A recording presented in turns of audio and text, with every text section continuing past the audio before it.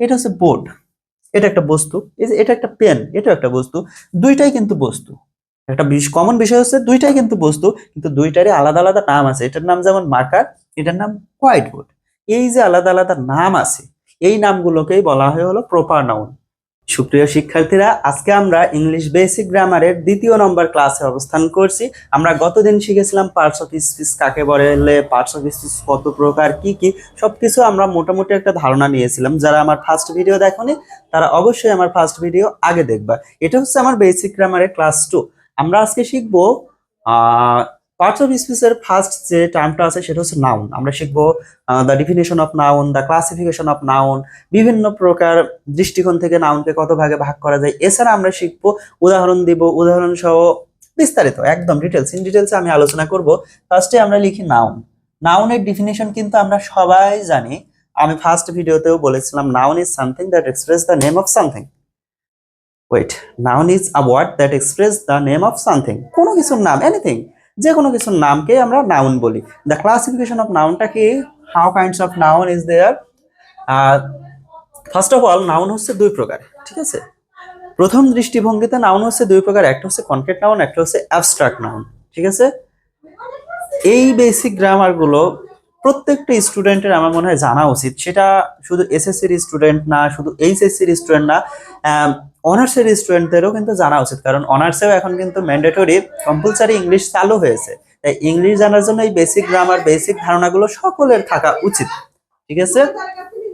আচ্ছা, নাউনের ডেফিনেশন তো আমরা সবাই জানি। এখন আমরা ক্লাসিফিকেশন জানবো। ফার্স্ট কথা হলো, নাউন কত প্রকার? নাউন দুই প্রকার। নাউন হচ্ছে ফার্স্টে দুই প্রকার, একটা হচ্ছে কনক্রিট নাউন,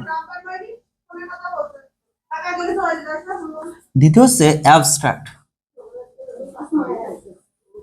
আচ্ছা, এখন কথা হলো কনক্রিট নাউন কাকে বলে আর অ্যাবস্ট্রাক্ট নাউন কাকে বলে, এই দুইটা সংজ্ঞা আমাদের জানতে হবে, ঠিক আছে?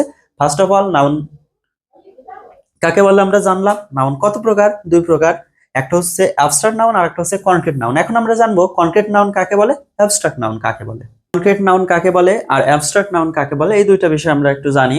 কনক্রিট নাউন হলো আমাদের চোখের সামনে আমরা যা কিছু দেখতে পাই, সরাসরি আমরা যা কিছু দেখতে পাই, এই যে আমার টি শার্ট, এই যে আমার মাইক, এই যে আমার হাতে পেন, এই যে হোয়াইট বোর্ড, আমার সামনে যে বেঞ্চ গুলো আছে, লাইট, এই যে আমরা সচরাচর যেগুলোকে দেখতে পারছি, ধরতে পারছি, এগুলোই হলো কনক্রিট নাউন।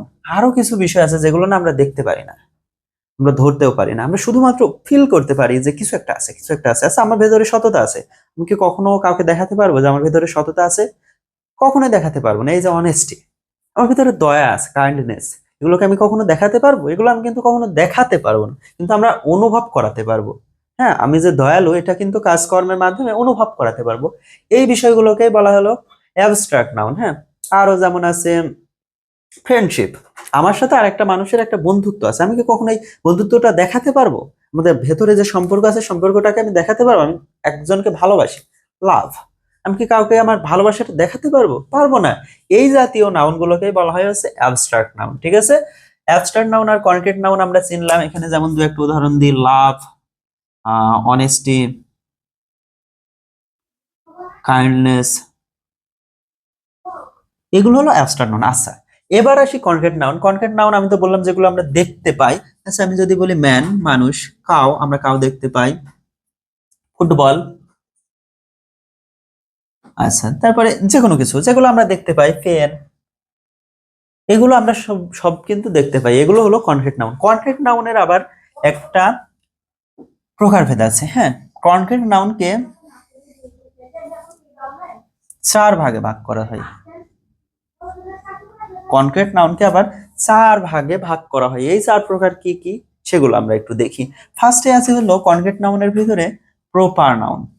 অনেকে এটার নাম শুনেছো, অনেকেই জানো, প্রপার নাউন। হ্যাঁ, আমি শুধু এন দিয়ে বোঝাচ্ছি যেহেতু জায়গা কম, বোর্ডটা অনেক ছোট। Proper noun. আচ্ছা, তারপরে আছে কি বলতো, প্রপার নাউনের পরে আছে কমন নাউন।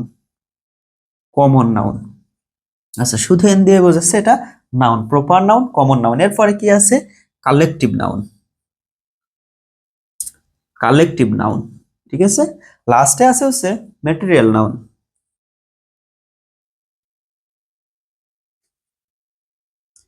আচ্ছা, তাহলে কনক্রিট নাউন কত প্রকার? কনক্রিট নাউন টোটাল হলো চার প্রকার। 1 নম্বরে আছে প্রপার নাউন, 2 নম্বরে আছে কমন নাউন, 3 নম্বরে আছে কালেকটিভ নাউন, 4 নম্বরে আছে ম্যাটেরিয়াল নাউন। এখন এগুলোর ডেফিনেশন কি, এগুলোর এক্সাম্পল সহ আমরা আলোচনা করব। প্রপার নাউন কি?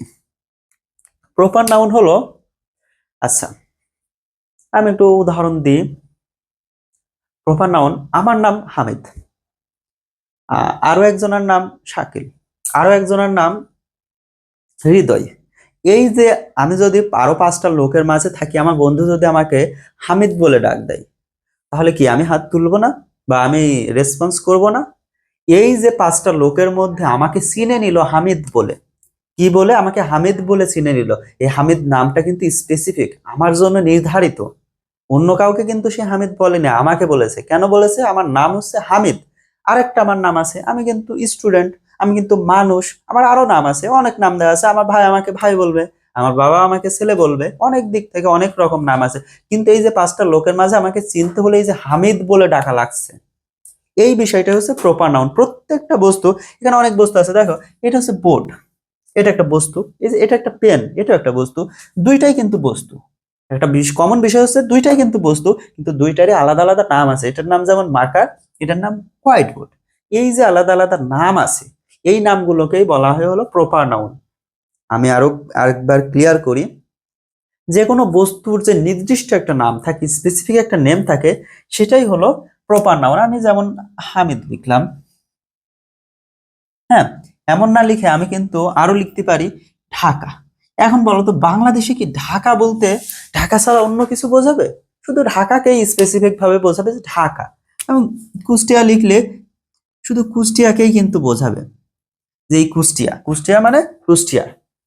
এমন না যে কুষ্টিয়া বলতে সারা বাংলাদেশকে বোঝাবে। আবার যদি বাংলাদেশি লিখি, সাপোজ কান্ট্রি হিসেবে যদি আমি বাংলাদেশি লিখি, এখন বাংলাদেশ বললে কি ইন্ডিয়াকে বোঝাবে? না, এটা স্পেসিফিক একটা কান্ট্রিকে বোঝাবে, নির্দিষ্ট একটা দেশকে বোঝাবে। এই যে নাউনের ভিতরে যে নির্দিষ্টতা, এটাই হলো প্রপার নাউনের বড় বৈশিষ্ট্য। এই প্রপার নাউন হচ্ছে প্রতিটি ব্যক্তি বা বস্তুকে আলাদাভাবে নির্দিষ্ট করে স্পেসিফিক ভাবে চেনায় আমাদেরকে। যেমন হামিদ, ঢাকা, কুষ্টিয়া আমি যা লিখেছি আর কি, অন্য কোনো কিছু হতে পারে, সেগুলোই হলো এই প্রপার নাউন। আচ্ছা, কমন নাউন কি? এই যে আমি লিখেছি এখানে ঢাকা, এই যে লিখেছি কুষ্টিয়া, এই যে লিখেছি বাংলাদেশ। এই যে ঢাকা বলতে বাংলাদেশের রাজধানী বোঝাচ্ছে, কুষ্টিয়া বলতে একটা জেলাকে বোঝাচ্ছে, আর বাংলাদেশ বলতে পুরা দেশটাকে বোঝাচ্ছে। এই তিনটার আলাদা একটা নাম আছে কিন্তু। এই তিনটার আলাদা আবার কেমন নাম আছে? আমি তিনটাকে যদি সিটি বলি, আচ্ছা ঢাকা কি সিটি না? কুষ্টিয়া কি একটা সিটি না? বাংলাদেশ কি একটা সিটি না? এই যে একটা নাম বললাম, কিন্তু একটা নামেই কিন্তু সবগুলোকে চেনা যাচ্ছে। হ্যাঁ, ঢাকা সিটি, কুষ্টিয়া হ্যাঁ সিটি, আচ্ছা বাংলাদেশ হ্যাঁ সিটি। সিটি একটা শব্দ, দেখো একই শব্দ তিনটা প্লেসকেই কিন্তু রেফার করছে। এমন কিছু শব্দ আছে যে একটা শব্দ বললে ওই ধরনের যত কিছু আছে সবই বোঝায়। এক ধরনের ওই ধরনের যা কিছু আছে, যেমন আমি সিটি বলেছি, ঢাকাকেও বোঝাচ্ছে, কুষ্টিয়াকেও বোঝাচ্ছে, বাংলাদেশকেও বোঝাচ্ছে, খুলনা, রাজশাহী, সবকিছুকে কিন্তু এই সিটির আওতায় আনা যাচ্ছে। এমন কিছু শব্দ আছে যেই একটা শব্দ বললে সবকিছুকে বোঝায়। আচ্ছা, আমি ক্লাস নিছি, আমি তো একটা মানুষ, আমার ক্লাসটা যে দেখছে সেও একটা মানুষ, আরো অন্যান্যরা যারা দেখবে তারা কি মানুষ। এই যে আমি যদি বলি ম্যান, তাহলে ম্যান একটা শব্দ, এই ম্যান দিয়ে কি বোঝাচ্ছে? এই পৃথিবীর সমস্ত মানুষকে বোঝাচ্ছে। তাহলে কি এটা একটা কমন বিষয় না, যে সবার নামই তো ম্যান? আরে সবাই তো মানুষ, সবাই তো ম্যান। আচ্ছা, সিটি, সিটি একটা কমন কথা না? এই সিটি দিয়ে কিন্তু কোনো নির্দিষ্ট কিছু বোঝাচ্ছে না, এই সিটি দিয়ে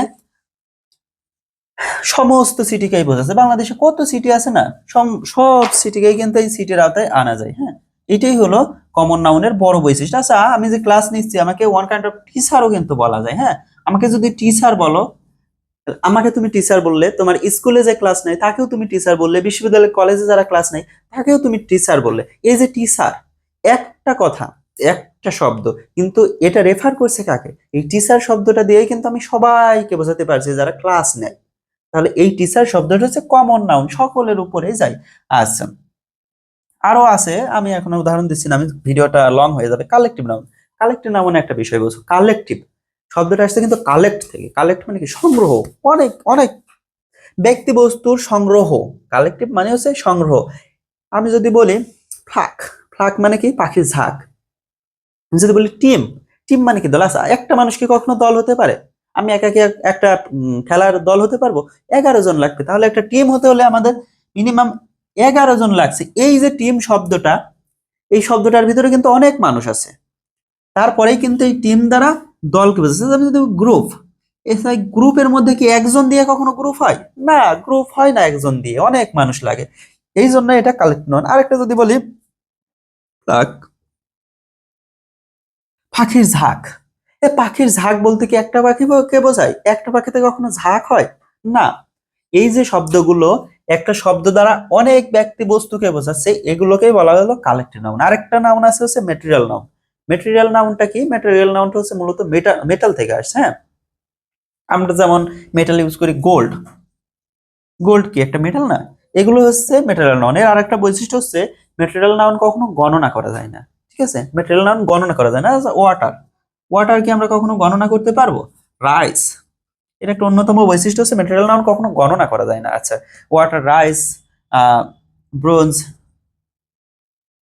আচ্ছা, এই যে শব্দগুলো এগুলো হচ্ছে ম্যাটেরিয়াল নাউন। আমি পুরোটা আরো একবার রিপিট করি। নাউন কাকে বলে আমরা তো বললাম, নাউন দুই প্রকার, কনক্রিট এবং অ্যাবস্ট্রাক্ট। অ্যাবস্ট্রাক্ট হচ্ছে অদেখা বস্তুগুলো, আর কনক্রিট হলো আমরা চোখের সামনে যেটা দেখতে পারি। কনক্রিটকে আবার চার ভাগে ভাগ করা হয়: proper noun, common noun, collective noun, material noun. Proper noun মানে স্পেসিফিক নেম, হামিদ, ঢাকা, কুষ্টিয়া, এগুলো। কমন নাউন মানে সবার উপরে যে নামটা খাটে, সবার উপরে যে নামটা দেওয়া যায়, যেমন সিটি বললে সব সিটিকেই বোঝায়, টিচার বললে সব টিচারকেই বোঝায়। কালেকটিভ নাউন মানে সংগ্রহ, যেমন টিম বললে বেশ কয়েকটা মানুষের সংগ্রহ বোঝায়। গ্রুপ বললে বেশ কয়েকজন মানুষকে বোঝায়। ফ্লাগ বললে বেশ কয়েকটা পাখিকে বোঝায়, পাখির ঝাঁককে বোঝায়। মেটেরিয়াল নাউন মেটাল থেকে আসে, যেমন গোল্ড, ওয়াটার, রাইস, ব্রোঞ্জ, এ জাতীয় যা কিছু আছে আর কি, অয়েল, সয়েল, এই জাতীয়, স্যান্ড, এগুলো হচ্ছে মেটেরিয়াল নাউন। আচ্ছা, এই যে আমি নাউনকে একটা দৃষ্টিকোণ থেকে ভাঙলাম, নাউনকে কিন্তু আরো একটা দৃষ্টিকোণ থেকে ভাঙা যায়, সেটা হচ্ছে কাউন্টের দিক থেকে, কাউন্ট করার দিক থেকে। কাউন্ট মানে গণনা করার দিক থেকে। হ্যাঁ, গণনা করার দিক থেকে নাউনকে আবার দুই ভাগে ভাঙা যায়। এক হলো কাউন্টেবল, কাউন্টেবল। আরেকটা হচ্ছে আনকাউন্টেবল। কাউন্ট মানে কি? কাউন্ট মানে গণনা করা। কাউন্টেবল মানে কিন্তু বোঝা যাচ্ছে যেগুলো গণনা করা যায়, আর আনকাউন্টেবল মানে কি? যেগুলো গণনা করা যায় না। তাহলে এখন আমরা এখানে খেয়াল করি তো কোনগুলো গণনা করা যায় আর কোনগুলো গণনা করা যায় না। আচ্ছা, ফার্স্ট আমি দিয়েছি কি প্রপার নাউন। প্রপার নাউনের ভিতরে হামিদ আছে, হামিদকে গণনা করা যায় না। এখানে ঢাকা আছে, ঢাকাকে গণনা করা যায় না। এখানে কুষ্টিয়া আছে, বাংলাদেশ আছে, এগুলো কি গণনা করা যায় না? অবশ্যই গণনা করা যায়। তাহলে এটা কোথায় যাবে? কাউন্টেবল নাউনের ভিতরে যাবে। আচ্ছা, আমি এখানে সি দিয়ে রাখলাম, সি মানে এটা কাউন্টেবল নাউনের ভিতরে যাবে। আচ্ছা, তারপরে লিখেছি কি কমন নাউন। আচ্ছা, কমন নাউন বলতে মানুষ, মানুষকে গণনা করা যায় না। সিটি, সিটিকে গণনা করা যায় না। টিচার, টিচারকে গণনা করা যায় না। অবশ্যই যায়। তাহলে এটা কি নাউন? এটা কাউন্টেবল নাউন। তাহলে আমি ছোট্ট করে এখানে দিলাম এটা সি, অর্থাৎ কাউন্টেবল নাউন। আচ্ছা, তারপরে লিখেছি কালেকটিভ নাউন, টিম। টিম বলতে বেশ কয়েকজন মানুষ, বেশ কয়েকটা উম, মানুষ নিয়ে একটা টিম গঠিত। মানুষকে গণনা করা যায় না? অবশ্যই যায়। গ্রুপ, গ্রুপে কয়েকজন মানুষ আছে, গণনা করা যায় না। ফ্লাগ, ফ্লাগে বেশ কয়েকটা পাখির ঝাঁক আছে, পাখি আছে, এগুলো কি গণনা করা যায় না? অবশ্যই যায়। তাহলে এটাও কি? এটাও হচ্ছে কালেকটিভ নাউন। তাহলে আমরা খেয়াল করি, proper noun, common noun, collective noun, এই তিনটাই কিন্তু কাউন্টেবল নাউনের ভেতরে যাই। আর একটা আছে কি আনকাউন্টেবল নাউন। আচ্ছা, আমরা এখন দেখি গোল্ড। আমি বলেছিলাম ম্যাটেরিয়াল নাউনের একটা বৈশিষ্ট্য হচ্ছে ম্যাটেরিয়াল নাউন গণনা করা যায় না। দেখো, গোল্ড কি আমরা গণনা করতে পারি? Water, rice, bronze, soil, oil, sand, এগুলো কিন্তু গণনা করা যায় না। শুধুমাত্র একটাই নাউন আছে যেটা হলো আনকাউন্টেবল, সেটা হলো ম্যাটেরিয়াল নাউন। আশা করি নাউন সম্পর্কে সংক্ষিপ্তভাবে আমি মোটামুটি একটা ধারণা দিলাম। তোমাদের যদি বুঝতে অসুবিধা হয়, তোমরা এই ভিডিওটা আবার রিপিট করতে পারো, একবার, দুইবার, তিনবার দেখতে পারো, খাতায় নোট করতে পারো। তাহলে আর নাউন সম্পর্কে তোমাদের পরবর্তীতে কোনো ডাউট থাকবে না। এটা হলো আমার বেসিক ইংলিশ গ্রামার ক্লাসের ক্লাস নাম্বার 2। এর আগেও আরেকটা ক্লাস নিয়েছি, সেটাও তোমরা চাইলে দেখতে পারো। এভাবে নিয়মিত আমি ফার্স্টে হচ্ছে বেসিক ইংলিশ গ্রামার গুলো নিব, দেন আমি শুরু করব এইচএসসির মূল গ্রামার। এইচএসসির গ্রামার শুরুর আগে আমাদের এগুলো জানা লাগবে, তাই আমি এই ক্লাসগুলো নিচ্ছি। সো সবাই সঙ্গেই থাকো, নিয়মিত ক্লাস পেতে ফলো দিয়ে রাখো। ভালো লাগলে একটা কমেন্ট করে জানাও।